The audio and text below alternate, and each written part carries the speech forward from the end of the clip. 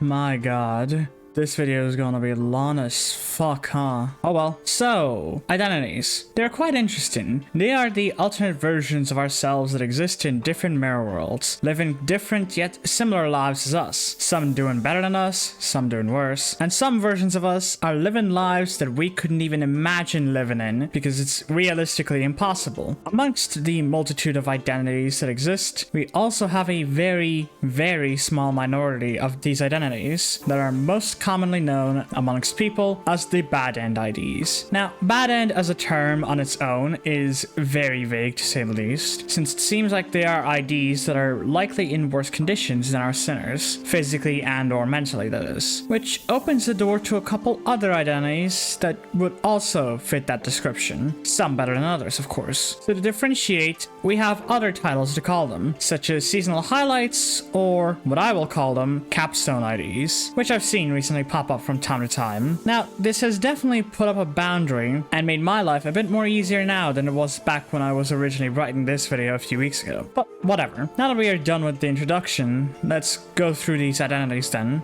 shall we? Cool. Especially since the video is long as fuck.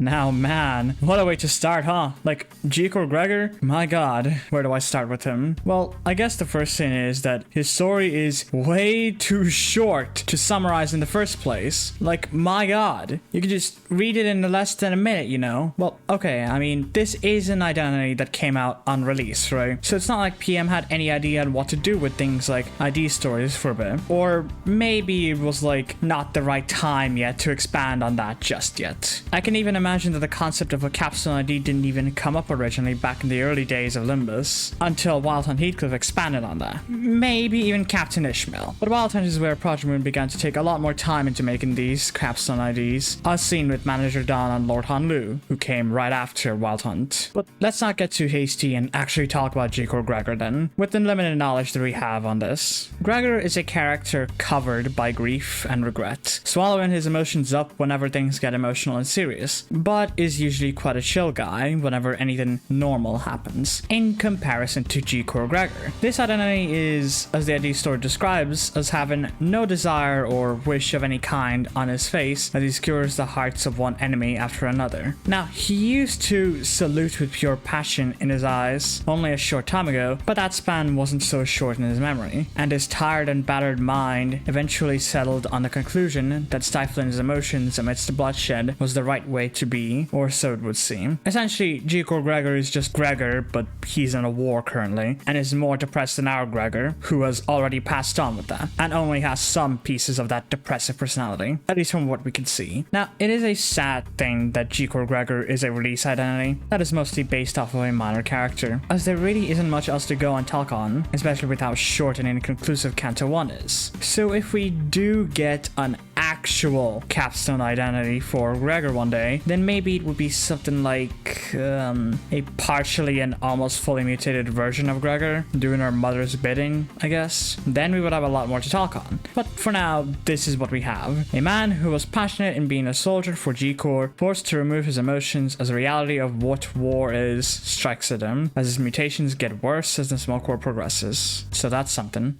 Rodion doesn't have a Capstone ID, which is fitting because Capstone IDs are special in certain ways, and for a character who wants to believe that she is special, when in reality she kind of isn't amongst the group. Though in a way, it's kind of funny that she doesn't even have one. Hell, even Gregor kind of has one. Now, will we eventually get her Capstone ID? Sure, one day we will, but not for a long time. Maybe in Purgatorio, but for now though, her quote-unquote Capstone ID is, well, her normal self, I guess. Anyways, on to an actual Capstone ID now.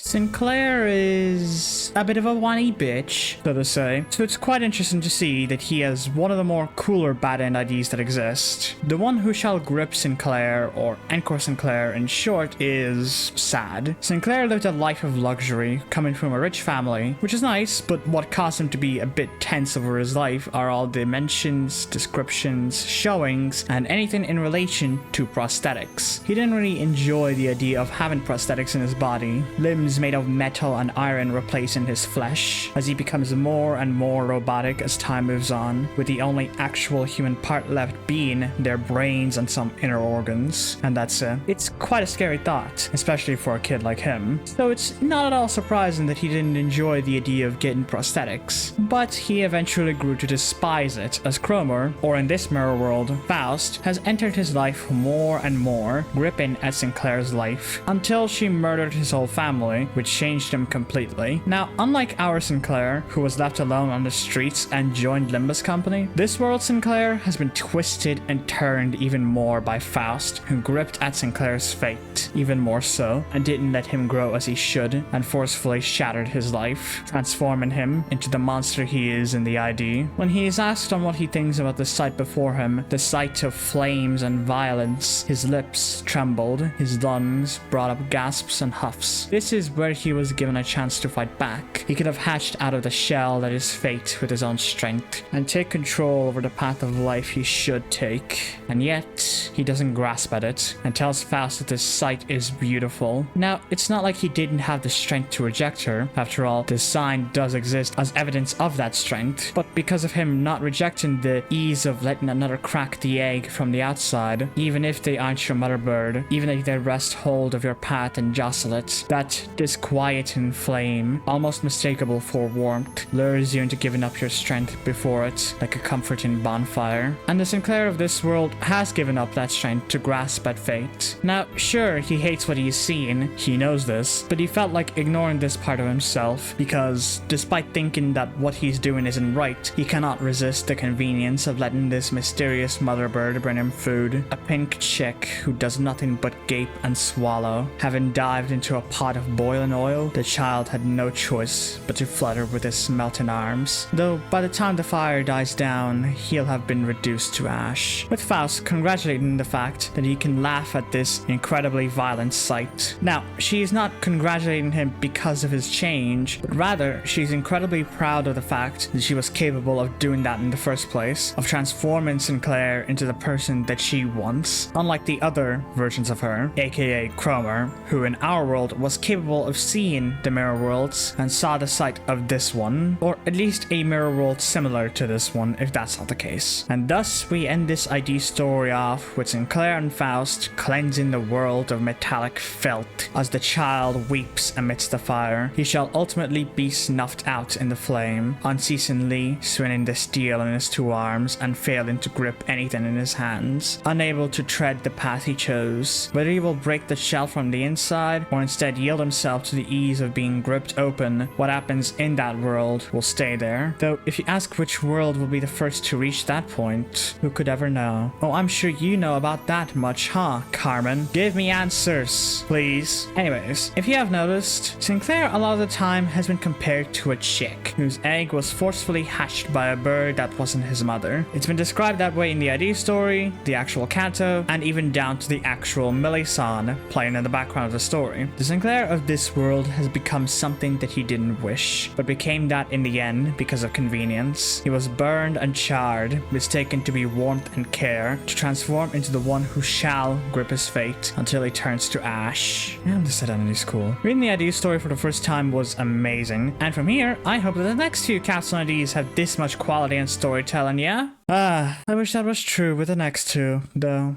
Now, I'm placing these two together for a couple of reasons. The biggest reason being is that unlike the other Capstone IDs, these two majorly take a lot more inspiration and walk on the path of the Kanto's villains, Yi-san with Don Bake and Ishmael with Captain Ahab. Now, me personally, I don't mind the Capstone IDs being majorly inspired by their characters, but there's a big difference between Lord Han Lu, who takes a good inspiration from a Jia Chu, versus these two, who essentially copy the homework of the villains and just became the villains again with the appearance of the sinners this time. I don't really like these two that much, if you can't tell, and I would be placing them in the bottom if there's a ranking of who's the best Capstone ID, especially Spice Bushy-san. He's probably my least favorite Capstone ID of them all, since he's a seasonal highlight ID without the highlight part, me personally, which is sad since he is pretty sick looking. And their ID stories are... Unlike Sinclair's, which was extremely introspective and shows what would happen if Cromer got a tighter grasp at Sinclair than ours, these two are more focused on, I guess, what's what's happening in the actual scene, I guess. Well, I'll show you what I mean by that. Starting with Spicebush Yisan, we find ourselves in the base of the Technology Liberation Alliance with two people, Yisan, the leader of the alliance, and a random Incafalan thief that a member had brought to him. The thief wanted money and tried to steal what seemed to be the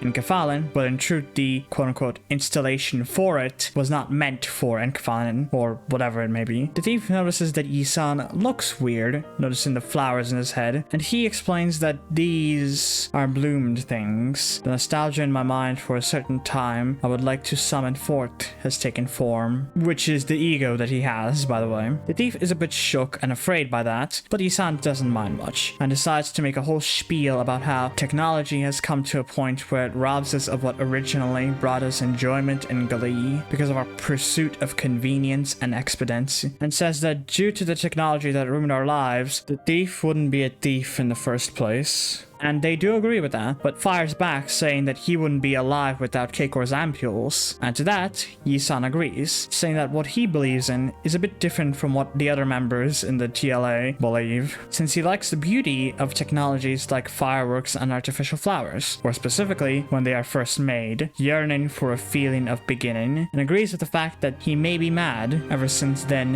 his mind bloomed wider than ever as I conceived that idea. Now, the ID story with Yisan was introspective in a way. He's essentially speaking about shit like technology's better when it's first introduced and how nostalgic he is for the past that was originally in for being destroyed by the technology he created and advanced. And it does fit Yisan, who was stuck and passive yet yearned for the past as well. Not to the degree of the identity or its original character, Don Bake, who wanted to sacrifice the future and destroy the ever-expanding technology to bring back the past when everything was more simpler and people were still discovering shit. He is extremely nostalgic for the past, and they got the ego because of that want. But still, I'm not really a big fan of this ID though. Now, Captain Ishmael I like a bit more. She's cooler, but she still has the same problems of being too similar to her inspiration, Ahab, which is quite obvious both appearance-wise and in her ID story with how much of a gaslighter the both of them are, wielding their harpoon against the target of their obsession, the whales, which in Ahab's case is the pallid whale, and in Captain Ishmael's being the all-withering crimson whale for some reason. And the idea story is really just what you'd expect from her. It's just the captain inspiring her big crew on the Pequod, going on sail to fight the all-withering crimson whale, aka the culmination of our goals, our tenacity. It is our purpose. She describes how its terrible limbs will constrict around us, strangle us, and its nightmarish suction cups will attempt to latch onto our ship, onto the flesh of our dearest crew, but none of them are worried, but rather they are in anticipation, not afraid, just like the captain, which she appreciates and says to concern yourself with naught but following your captain's compass, Captain Ishmael's compass. At the end of that path lies all of our victories, the purpose of this voyage. And then the Pequod hit the whale and they fight, and that's it. To be honest, the story is cool and enjoyable to read. You can tell the passion and the inspiring of the Ishmael in this story, and it does a good job of showing that in the text, but it just makes her seem too similar to Ahab with only a few differences to separate them, such as the mention of a compass, for example. Now, thankfully, after that though, Project Moon has started to take a bit more time into making the Capstone IDs, as seen with the next 3 identities being very fucking cool in every single way. Now, these 3 next identities are very fucking long to write on and talk about, and for good reason too. They are very good, but my god, they're long. So please, like the video and subscribe to my channel if you want to see more of these long and potentially overdrawn analysis of multiple abnormalities and identities that I want to start doing. Thank you. Anyways, let's talk about our favorite British man. Heathcliff is a sinner with a rough and abusive past. He didn't have anyone who cared for him when he was adopted to Wuthering Heights. No one but 2 people. Mr. Earnshaw, who was his guardian until he passed away, so he didn't do much to impact his life. So instead, it was mostly the second person, Catherine, his love, who had a major impact on him instead. Without her, he would have left a long time ago, and probably would have been for the better for him, as seen with Kurokuma Heathcliff, who's living an alright life with the Kurokuma without without the need to come back. Now, since the events of Canto 6, Catherine has been fully forgotten by everyone but Dante and our Heathcliff, who has gained a new hope in this despair. This hope of getting Catherine back now, or impressing Catherine back then, or anything related to her, is a reason why a bunch of these identities exist in the first place, especially both Wild Hunt Heathcliff and the Earl King. Wild Hunt Heathcliff is probably the identity with the most amount of work put in, with not only the kit, the appearance, animations, but also with him having two different identity stories, having so many voice lines towards many enemies in many stages, but also different passives that are built for him in said stages, and a unique finisher at the end of Canto 6 when defeating the Earl King. My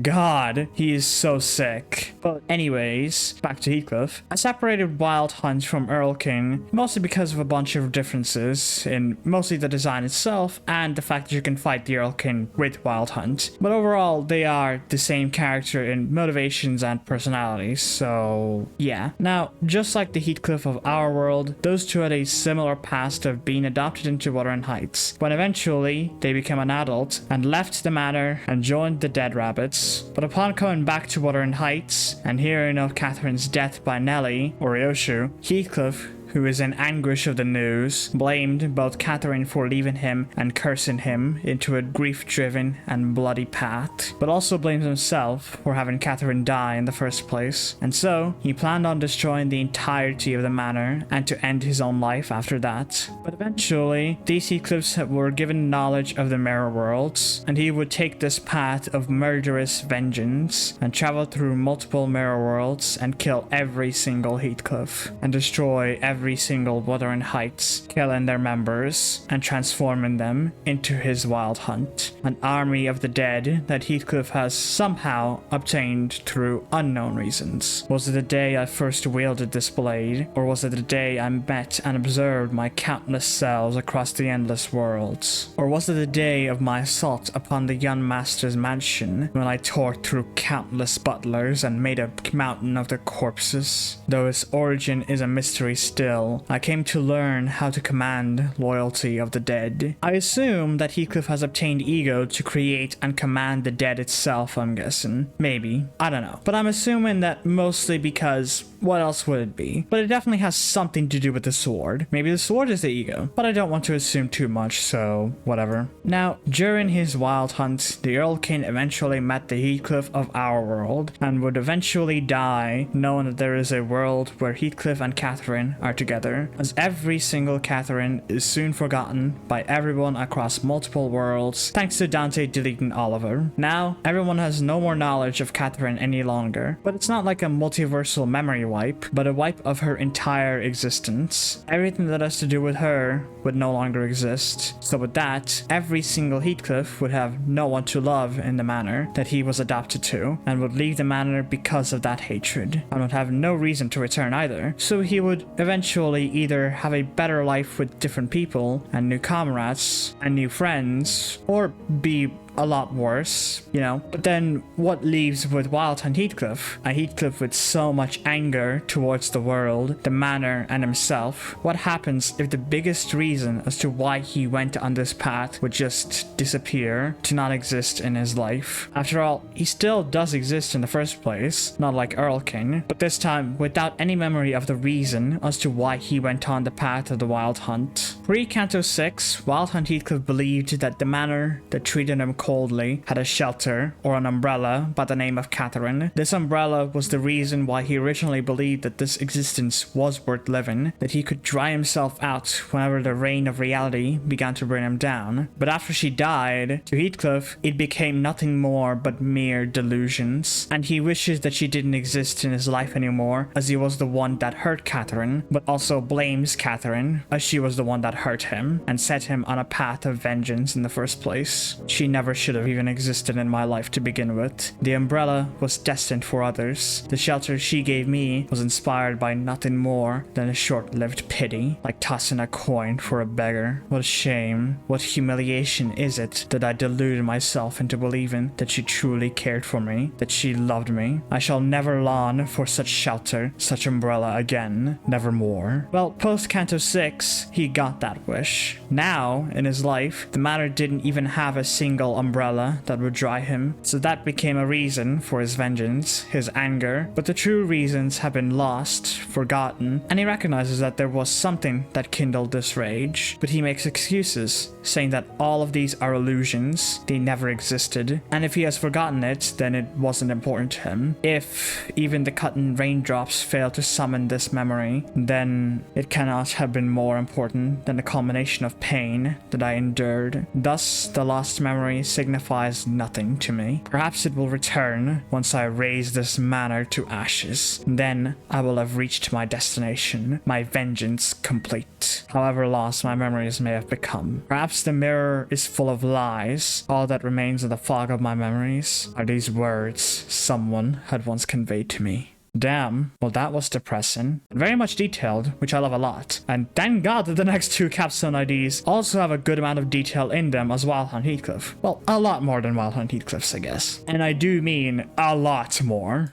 Don Quixote is a very, very passionate character, even amongst others, not just the sinners. So what if we had a Don Quixote that didn't really care that much about passion, and instead is more focused on taking as much responsibility as she can from the actions that she and her family that try to love each other make, and hunt the humans that antagonize them a bunch? That's essentially the manager of La Mancha Land Don Quixote in a nutshell. Sancho grew up in an environment of being in a family of blood fiends who need to feed on blood out of desperation to not suffer. She was always the right-hand woman of her father, Don Quixote, who I will call Dad Quixote for good reasons. She always stayed by his side and witnessed a lot of what her father was doing, which is usually talking to Barry, the Knight of the White Moon, about a bunch of stuff whenever she appeared in front of the gates, which led her to gain a somewhat similar passion that her father had, a dream, going so far as to go on an adventure with him outside of their home. Now, unlike our Sancho, the Sancho of this world is more distant and wasn't with her father for most of the time, focusing on the responsibility that her father gave her, saying, "I am no longer in need of your company. Please, divert your care to La Mancha Land, and the rest of the family, look after them," which was shared casually on a breakfast morning, by the way. There was no deliberation nor discussion. Dad Quixote just told her to take care of everyone for him, and she agreed because she wished to have faith that father sent me away because he cared for me. She wanted to believe in the many tales and dreams that her father would spout out. A tale in which blood fiends are no longer bound by their yearning for blood. A tale in which a clement, selfless hero protects all. A tale in which humans and blood fiends coexist. Smiles abound in paradise. A tale in which we must embrace the dream to seek and reclaim our lost tomorrows. She believed that she did not show an iota of interest in these laughably absurd tales because he valued my time. Yes, it had to be a decision he made in his love for the family, despite the knight's silver tongue infecting his mind. That was the faith I hoped to instill within myself. But even with that faith,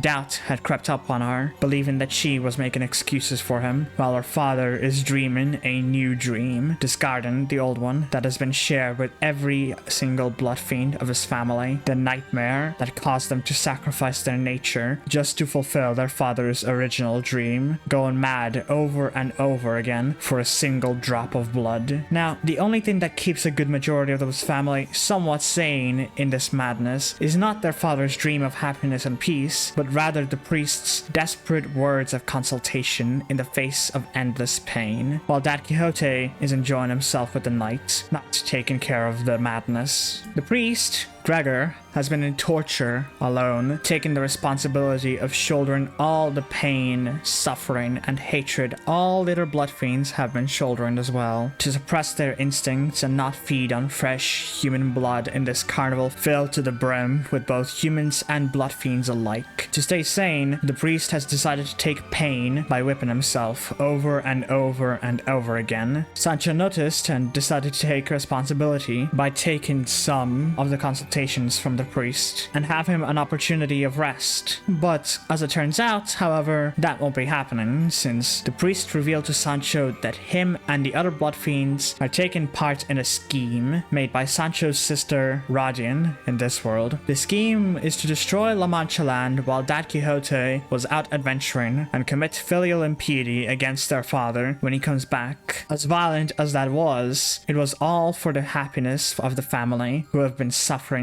this nightmare for eternity. In our world, the same scheme has been planned by Dulcinea and has happened, but the difference here is that Don Quixote and Sancho in our world have gone adventuring together, as the two have been easily swayed by Barry's words of dreams, adventure, fixers, and the like. So while the two of them were on an adventure with their bloody steed Rocinante, the other family members have put the plan in place without Sancho. So in the case of this world, we will see what happens if Sancho cared more about the family than her father. So back to the story, Sancho was filled with the urge and instinct to snitch the plan to their father, since filial impiety is a grave sin that a blood fiend should never make upon their kin. It has been built into their consciousness to not fight back against the tide of blood that made them by their father. But Sancho then thinks of all the madness that has succumbed upon the blood fiends of La Mancha land. When the priest succumbs to madness, which is only a matter of time, another blood fiend will have to sit in that small room all alone to shoulder the burden of anxiety from the entire family. It need not be said that the same fate awaits all who shall take his place. And when, one by one, more and more of the family loses their grip on their sanity, should I again be made to bury my own family, my own blood? Will my hands be once again forced to crush their skulls? Is this the horrid future our father dreamed of? After thinking for a bit, she says that while yes, filial impiety is an unthinkable transgression, she has to hear her sister out first, in the thoughts that their father has changed, twisted by the silver-tongued wiles of the night, going on an adventure alone, while the family suffers alone. So, when Sancho says to Rodion to do as she wishes, Rodion is surprised, since Sancho was so disinterested in everything happening before your eyes. Sancho explains that what meaning is there to happiness if we are all excluded from its blessing? The happiness our father saw in his ideals is meaningless to us. What glory is there in gazing upon the happiness of humans if we stand upon the ground in which our family lies buried, made into corpses by our own hands to free them from their madness? So, after some explanation of what the plan truly entails, weakening their father with the helm of Mambrino, the extremely risky, yet only plan to ever be thought of has been commenced, and we cut forward towards the chaos and oblivion of La Mancha land in crimson blood. In our world, when Sancho and Don Quixote came back to La Mancha land, Don Quixote sent Sancho away with Rocinante to fulfill the dream that both he and her have dreamed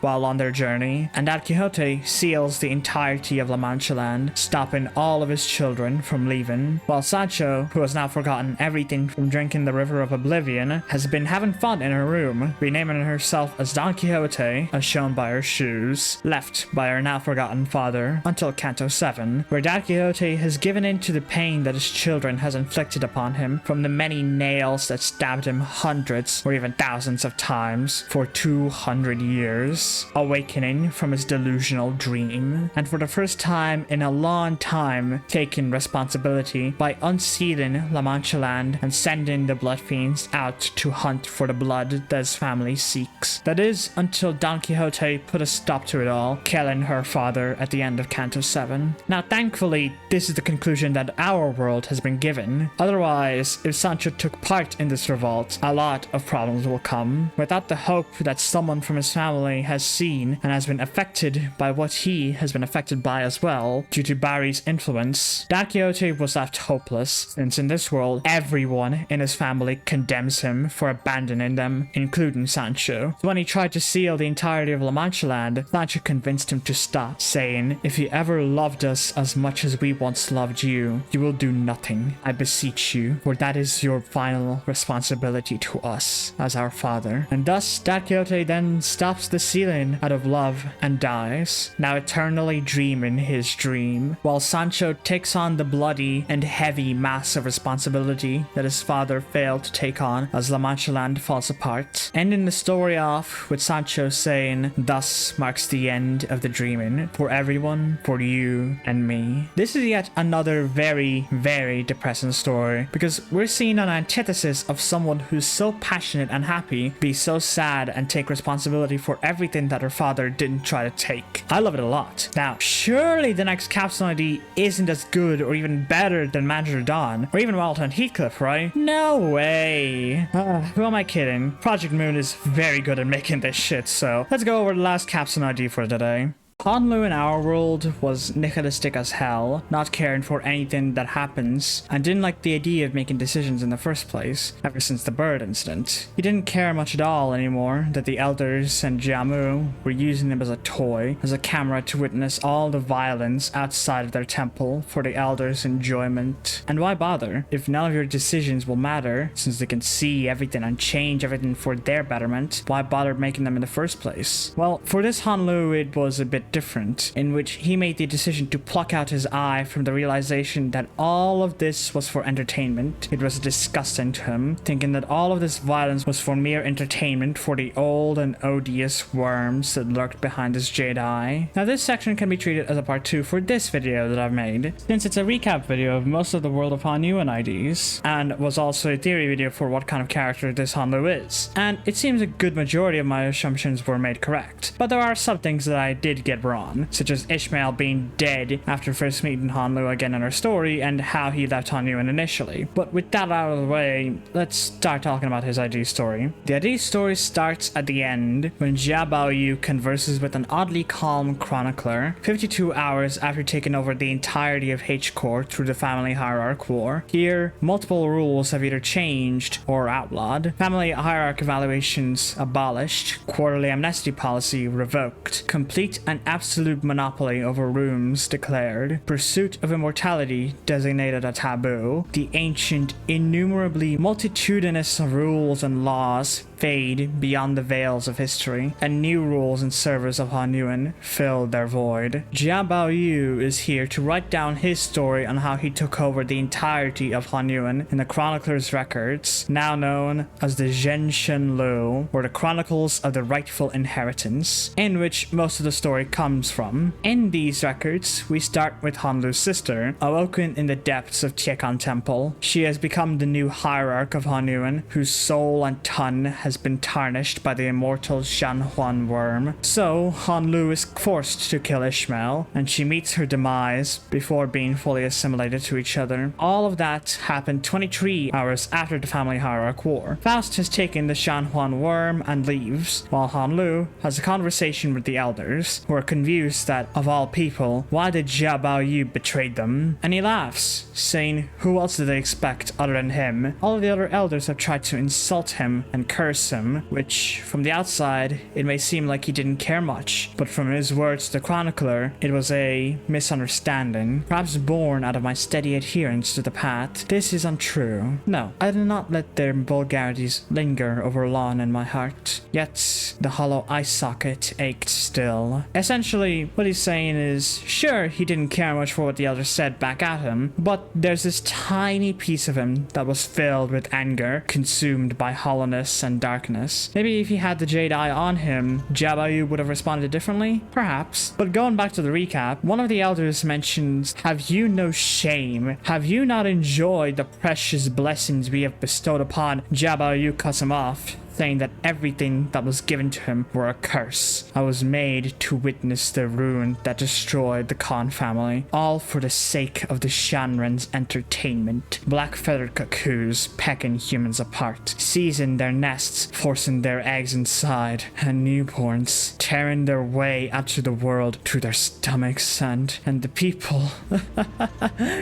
What abominable cycle, what terrible screams, what awful sights. I plucked my eye out, where I could bear it no no longer. But as said before, he didn't pluck it out of fear of what he has witnessed in the bird incident, but rather out of disgust that there were people behind his eye that watched in awe and were having fun with this bloody sight. One of them tried to fire back, saying that in time he too will understand, and that anything that he wanted, like money for example, they would grant it and allow him. But Hanlu doesn't see the money they gave him as a gift, but a transaction. After a week of monotony, the elders have sent Jia Baoyu what he wanted, 1 billion an in travel expenses. Now, he didn't know how else he would convince them to leave him alone, and they gave that much money in the form of treasure to him in exchange for his jade eye to be back on him. You sought me to provide you with entertainment, with something to assuage the tedium of your overlong existences, and I received gold and treasures in return. It was simply business, and nothing more to him. But the others became impatient and tried to send the Jialan guards to fight him, but it was all for naught. Since Ishmael is dead, there is no family hierarch to finish the process of becoming one, and at the same time, all of the Heishos that were in hibernation during this process can now act again. And he reveals that he controls all 12 packs of the Heisho. The hares, the snakes, the horses, the roosters, the dragons, all of them. All thanks to him convincing the Heisho Shandren to have him wield the leashes of the 12 packs. Now, what did that entail? We don't know yet, but maybe we'll find out one day. Maybe. But nevertheless, with the Heishos in his hand, he orders them to plunge these parasites working against the prosperity of Han Yuan into the gutters of Avicii, which is hell in Buddhist religion, by the way. Now, with Tiakan Temple burning, Jia Baoyu now takes control over the entirety of Han Yuan as the sole ruler, and the 4 houses of Jia, Wan, Shi, and Shui families have fallen, and thus he becomes the new lord, renaming himself as Han Lu, the lord of Han Yuan. Now, as much as it may seem like we're done here, we're not, because we also see the fate of Han Yuan after Han Lu took over. So basically, after Han Lu made his declaration, a couple of things changed. The people's opinion on him were mixed, so to say. Some decry him as a tyrant and a despot, for the metallic stench of blood was ever present in his majesty's wake. Some were angry that he just took his place through bloodshed and all that, essentially. But, as the chronicler says, the morning could have never come without the cost of bloodshed. He did not mind when people were honest about their feelings towards him, and rewarded those that benefited him. The alleys were calm, yet no longer plagued by chill, and children's laughter echoed betwixt the narrow streets of the machine jungle. Thus, some exalt him as a merciful lord of benevolence, for glory and brilliance illuminated his forward path. Now, even though the city will one day forget everything that he has done, both good and bad, there will be some in Han Yuan that loved the days when Han Lu was lord, and thus the chronicler renamed the chronicles as Han Lu Mun, where the dreams of the red druid drops. Oh boy, how I wish that Han Lu was as kind as the story described him in the finale, because at the last second we see him start a war of the wings because of him wanting a little bit more, to know more about things like Shin, Man, and Psychoments, or ego, in other words. Like, sure, he was kind for the most part as described, but there's this tiny little desire for more, and I would love to see